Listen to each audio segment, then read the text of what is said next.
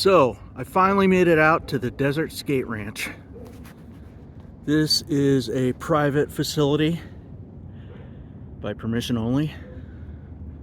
You can find plenty of other videos about it on YouTube. But, how did this boat get out here? Anyways, it is an amazing little gem. This part right here is made by Evergreen. And this pool, I don't know if this is an Anthony or a Blue Haven. I was trying to look for a badge. And then this part over here was Rockfish, which is a California builder. There's a lot of private stuff. Anyways, very transition-based park.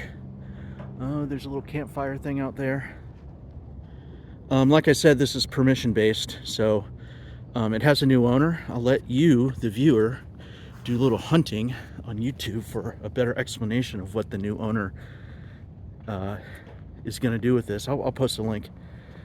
But yeah, I love my Evergreen Skateparks. This is so much fun.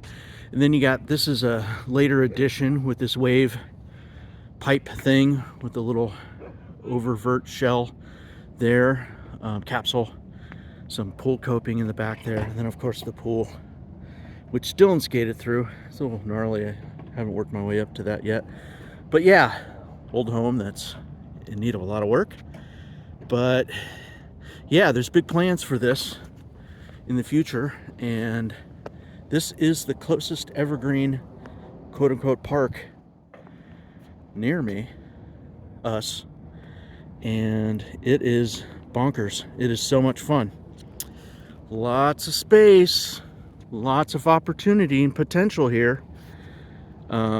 Yeah, again, go seek the new owner's video on YouTube about this. It's going to be exciting.